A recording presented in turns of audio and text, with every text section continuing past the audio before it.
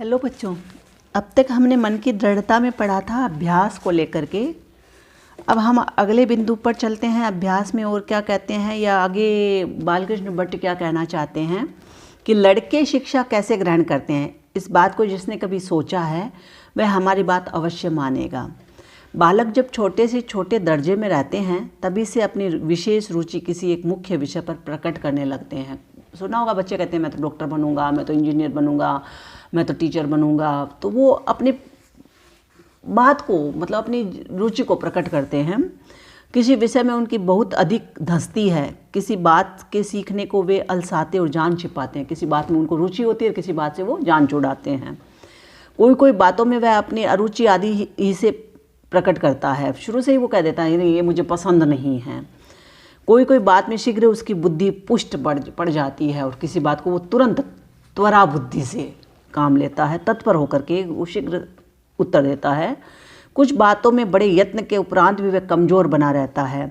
किसी को काव्य में बड़ी रुचि है तो गणित के सीखने से दूर भागता है। किसी को दर्शनों के अभ्यास में आनंद मिलता है, काव्य का रस उसके नीरस चित्त में स्थान ही नहीं पाता। किसी की तबीयत शिल्प और कारीगरी की ओर अधिक झुकती है, किसी की प्रखर बुद्धि विज्ञान के ज्ञान में अतिशय दौड़ती है। क्यों ऐसा होता है? अब वो कहता है किसी को अपनी अपनी रुचि है तो ऐसा क्यों होता है। इसे यदि पूर्व संस्कार या ईश्वर की देन मानिए तो बहुत कम लोगों का इसमें मतभेद होगा। अब हम कह देते हैं इसका तो भाग्य में ही है, ईश्वर ने ही दिया है। सुना होगा कभी किसी 7 साल का बच्चा है, वो इस तरह है कि रिकॉर्ड विश्व रिकॉर्ड बना रहा है, तो कह देते हैं इसकी तो नियति ही है, इसको तो भाग्य ने दिया है, देव ने दिया है। तो फिर अगर ये भाग्य कह देते हैं तो यहाँ पर फिर हमें चुप्पी साधनी पड़ती है। तो अगर इसमें मतभेद भी फिर नहीं रहता तब इसके क्या माने आप कह सकते हैं कि इस बालक को आरंभ ही से अच्छी शिक्षा दी गई है। अर्थात इसके यही माने हैं कि जिस बात की ओर झुकावट होती थी वह विषय तो उसमें खराद पर चढ़े नगीने की भांति स्वयं जगमगा रहे थे। वो कहते वो तो पहले से ही अपने अंदर तराश चुका था उस बुद्धि को, अपनी उस विषय के प्रति। जिस बात की ओर से वह आलस्य भाव धारण कर अरुचि प्रकट करता था वह कभी भी उसमें भली भांति संभाल दी गई और उसको ये हो गया कि ये तो मेरे मन का नहीं है, तो वो उसके प्रति अपना ध्यान भी नहीं देता है। अंत में परिणाम इस बात का यह हुआ कि उस बालक की शिक्षा के संबंध में आप कह सकते हैं कि इसे अच्छी शिक्षा या पूर्ण शिक्षा दी गई है। अब बतलाइए इस अच्छे या पूर्ण के क्या माने हैं, क्या मतलब है? केवल यही कि यद्यपि बहुत बातों में स्वभाव ही से वह बालक अच्छा रहा हो, परंतु उत्तम शिक्षा के प्रभाव से उसके निर्बल अंश भी दूर कर दिए गए और सब विषय में अथवा कालाक्षरी वाक्य उसके लिए उपयुक्त होता है। यानी अगर वो एक तरफ तो अपनी रुचि प्रकट करता है, दूसरा है उस तरफ वो अपना ध्यान हटा लेता है, तो उसके स्वभाव को लेकर के यही कह सकते हैं कि हाँ उसके अपने विषय के प्रति अच्छी रुचि है या उसकी शिक्षा उत्तम है। और निर्बल जहाँ वो अपना मन नहीं एकाग्र कर पाता है उस विषय में उसको कालाक्षरी वाक्य कह करके निपटा दिया जाता है। यह हमने केवल एक दृष्टांत में के ढंग पर दिखलाया। वो कहते हैं कि उदाहरण के रूप में दिया है। जो बात बालकों में देखते हैं कोई ऐसी वजह नहीं कि जवानों में वह बात न पाई जाए, अर्थात ईश्वर की देन, क्या कहते हैं, नेचुरल गिफ्ट से नहीं आई, उसे भी अभ्यास के द्वारा बढ़ाना। वो कहते हैं कि कोई ज़रूरी नहीं है बच्चों में नहीं हुआ हो, बड़े होकर भी नहीं होता, अभ्यास करते ही नहीं है तो नहीं होता है। भेद इतना ही है कि बालकों की इस बात की आवश्यकता है कि कोई दूसरा अपने सहारे से उन्हें ले चले। बच्चा होता है तो हम अंगुली पकड़ कर कहते भी ना, बहुत बार संसार में सुना भी होगा, एक कहावत भी होती है कि रास्ता पकड़ करके, अंगुली पकड़ के रास्ता दिखाते हैं। चलना तो इनको ही पड़ता है, तो अंगुली पकड़ करके आप उसको दूसरे का सहारा तो बच्चा ले सकता है, पर जवानों को भला कौन सहारा देगा यदि अपनी मदद वे आप ही न करें। और इसी का नाम हम मन की दृढ़ता रखेंगे। अब देखना चाहिए इस मन की दृढ़ता का असर उसी आदमी के ख्याल पर किस तरह होता है। अब आ गए हम यहाँ पर अपने शीर्षक पर कि एक तो होता है अंगुली पकड़कर आप छोटे बच्चे को चला सकते हो, लेकिन जो बड़ा है और वो अपना रास्ता खुद खोज करके चलता है तो उसको मन की दृढ़ता कहेंगे। जो लोग ये मानते हैं कि कुछ लोगों की किसी खास बात की तरफ झुकावट इत्तेफाक से है, ऐसी ही बात आ पड़ी है कि वह उस बात को चाहने लगता है या उस अच्छी तरह उस बात को समझता है। अब कोई साधारण सी बात हो, मान लो, या कोई ख़ास बात हो और कोई व्यक्ति उसको तुरंत समझ लेता है और किसी को समय लग जाता है। इस सब का कारण बिल्कुल इत्तेफाक ही है। हमारी जान में ऐसा मानने वालों की बड़ी भूल है। वो कहते हैं इत्तेफाकन नहीं होता है। आदमी की पसंद, तबीयत, मिजाज, ख्यालात, रुचि और अरुचि, इसमें छोटी से छोटी या बड़ी से बड़ी बातों पर इत्तेफाक का उतना ही असर है जितना इत्तेफाक से पेड़ में कानी खोतरी, पत्तियां या फूल फल लग सकते हैं। देखा होगा किसी पत्ते को कीड़ा काट लेता है, किसी में फूल लग जाते हैं, कोई झड़ जाता है, कोई मुरझा जाता है। तो कहते हैं अगर इसको आप यही इत्तेफाक ही मानते हो कि वो तुरंत अपने सब्जेक्ट को या अपने पसंदीदा चीज़ को पकड़ लेता है, तो फिर तो आप इसको भी इत्तेफाक ही मानिएगा। इन्हीं बातों पर सोचने से इस प्रश्न का उत्तर मिलता है कि कैसे मानसिक दृढ़ता रहने से किसी के ख्यालात में वह जोर आता है जिसे देख या सुन लोग चमत्कृत होते हैं। जब यह माना गया कि आदमी का मन उसके ख्यालात के साथ ऐसा नधा है, ऐसा बंधा है जैसा वृक्ष अपने एक एक रगो रेशे से नधा हुआ है। यानी इस तरह से तराशा है वो अपने अपने ख्यालात को उसने, जिस तरह से वृक्ष अपने एक एक रेशे को, अपने एक एक अंदर की उसको कह लीजिएगा मतलब संरचना को पिरोता है। तो यह सिद्ध हुआ कि किसी मनुष्य के ख्यालात उसके मन और जबान पर वैसे ही हरे भरे मालूम होंगे जैसे अपने स्थान में जमा हुआ पेड़ हरा भरा मालूम होता है। अगर पेड़ को अपने स्थान से हटा दिया जाए तो वह भी मुरझा जाता है, कभी नहीं। तो वो कहता है कि हरा भरा मालूम होता है। क्या यह कभी संभव है कि पेड़ को आप उखाड़ डालें और पत्तियां हरी भरी बनी रहे? संभव ही नहीं है। ऐसे ही यह भी संभव नहीं है कि किसी के अनोखे ख्यालात उसके मन को छोड़ कहीं और ठोर तरोताजगी को पा सके, क्योंकि मन में ही ख्याल उठते हैं। तो मन को छोड़कर कहीं और ठिकाना ही नहीं है ख्यालात का, और इसी को हम मानसिक दृढ़ता कहेंगे। वो कहते हैं जहाँ व्यक्ति अपने ख्याल को मजबूती से पकड़ करके चलता है और उसकी मजबूती दिखाई देती है, वही उसकी मानसिक दृढ़ता कहलाती है, जिसका अर्थ अनोखापन भी हो जाए तो अनुचित नहीं है, जिसको हम कहते हैं अद्भुत व्यक्ति है, गजब का व्यक्ति है, हमारे मुंह से निकलता है किसी को देखकर, तो ये उसकी मानसिक दृढ़ता है। यहाँ तक हमने ये इस मानसिक दृढ़ता का एक लक्षण लिखा। इस दृढ़ता को हम हट न कहेंगे। आपको जिद नहीं है ये दृढ़ता, निसंदेह हट की मजबूती इसमें है। अब जिद जैसा अनुभव तो इसमें है, लेकिन जिद नहीं है। पर एक तरह का अनोखापन जो इस दृढ़ता में पाया जाता है, इसे हट या दुराग्रह के दोष का संपर्क भी इससे दूर हटा हुआ है। अब इसको दुराग्रही या हट भी नहीं कहेंगे, क्योंकि हट का शब्द सुनने वाला किसी के बारे में तभी प्रयोग करता है जब उसकी मजबूती का तो वह कायल है, पर बात उसकी अप्रिय और अग्राह्य है।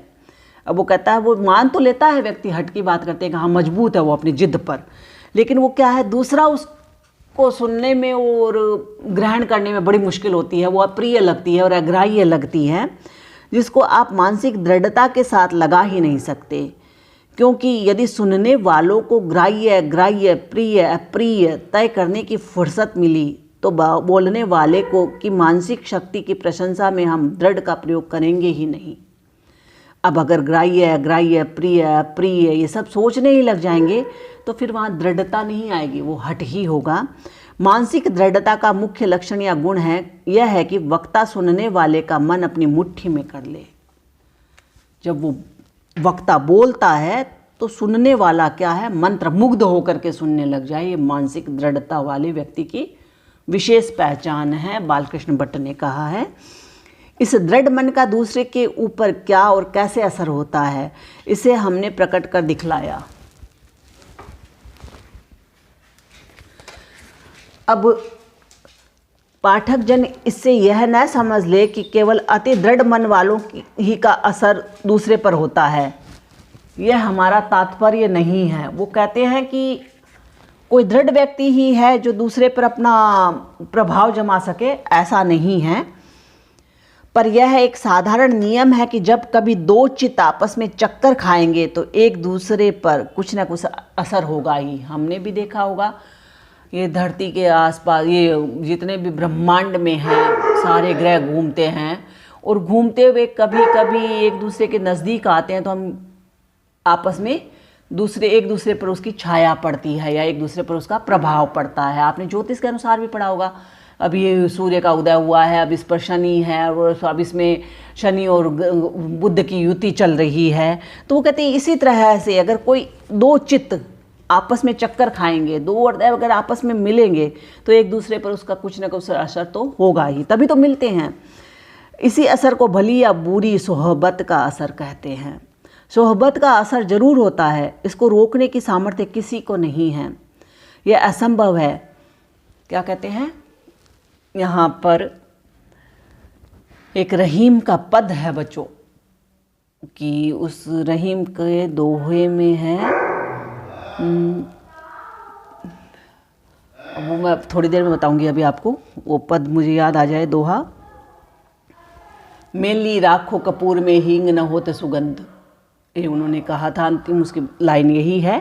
तो किसी को किसी के साथ रखने पर ऐसा नहीं है, यहाँ पर तो उन्होंने ये कहा है कि उसका असर नहीं होता, लेकिन ऐसा नहीं है। अगर आप किसी को किसी की संगत में रखते हैं तो देर सवेर उसका असर उस पर आता ही है। तो यहाँ पर है आगे वो कहते हैं, और यह एक ऐसी अनदेखी बात है जिसका रोकना या उसे कुछ अदल बदल कर ग्रहण करना दोनों ही सामर्थ्य के बाहर है।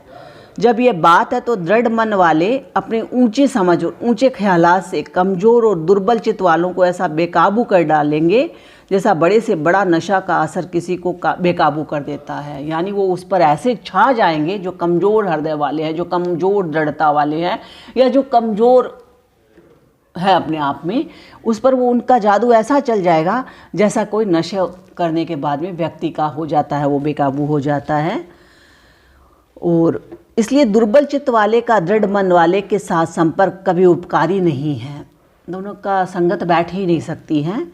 इस चुपचाप असर पैदा करने की शक्ति को हम केवल आदमियों में ही नहीं वरन जड़ पदार्थों में भी पाते हैं। वो कहते हैं यहाँ ब्रह्मांड में खाली जरूरी नहीं इंसानों में ही हो, ये सभी जगह ही पाया जाता है। अभी उन्होंने उदाहरण दिया है कि काठ पत्थर से संपर्क कर चिरकाल के उपरांत पत्थर हो जाता है। आप जाइएगा जैसलमेर तो एक फॉसिल पार्क है वहाँ पर, और उन्होंने वहाँ दिखाया है उस पार्क में कि कितने हजारों साल से लकड़ी सड़ते सड़ते, या उस पर कह लीजिएगा वो घुटते घुटते पत्थर हो गई, इस तरह की हो गई। तो यहाँ पर वो कहते हैं कितने समय तक अगर कोई काठ पत्थर के संपर्क में आता है तो वो भी अंततः पत्थर हो जाता है। अंग्रेजी में जिसे फॉसिल कहते हैं, मैंने अभी बताया ना तुम्हें, फॉसिल पार्क है वहाँ पर जैसलमेर में, तो इसे फॉसिल कहते हैं। दो तरह के पत्थर या दो तरह की खान, दो तरह के वृक्ष जो आसपास होते हैं, उनका भी बहुत कुछ असर एक दूसरे का एक दूसरे पर होता ही है। अब दो वृक्ष, अब इन्होंने यहाँ सजीव तो इंसानों का तो बताया ही बताया, लेकिन वो कह रहे हैं कि अगर निर्जीवों में भी या संसार के जड़ पदार्थों में भी अगर दो वृक्ष आपस में एक दूसरे के होंगे तो एक दूसरे का गुण उनमें आएगा ही आएगा, और अगर दो पत्थर एक दूसरे के पास होंगे तो उसमें भी एक दूसरे का असर होगा ही होगा। हमने यह भी सुना है कि दो खान जो आसपास होती है, उनमें जो खान बड़ी या तीव्र द्रव्य की खान थी, छोटे और हल्के द्रव्य वाली खान को ऐसे दबाया कि कुछ दिन के उपरांत दोनों एक में मिल गई और दोनों एक ही द्रव्य की खान हो गई। तो ये था, इन्होंने बताया कि किस तरह से व्यक्ति का या कह लीजिएगा दृढ़ मन वाले का असर कमज़ोर पर पड़ता है। अब आप निश्चय कर सकते हैं कि एक मन का असर दूसरे पर कितना होता है, खासकर उनमें जब दोनों में एक अति दृढ़ और दूसरा दुर्बल मन है।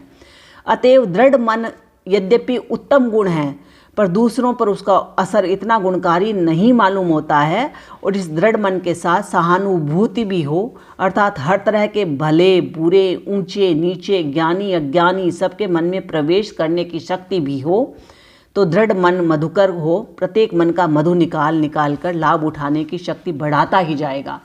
वो कमज़ोर की है, उसके कमज़ोर में क्या कमज़ोरी है, इसको आप तराशते तराशते वो अपने आप को ही इतना हीरा बना लेगा दृढ़ मन वाला, और सत्य क्या वस्तु है इसकी पहचान में यकता होगा, यानी वो प्रकाशित होगा, अपने आप को मांझ लेगा। तो ये तो था आपका बालकृष्ण भट्ट का निबंध। आगे हम कल करेंगे दूसरा निबंध आपका। धन्यवाद बच्चों।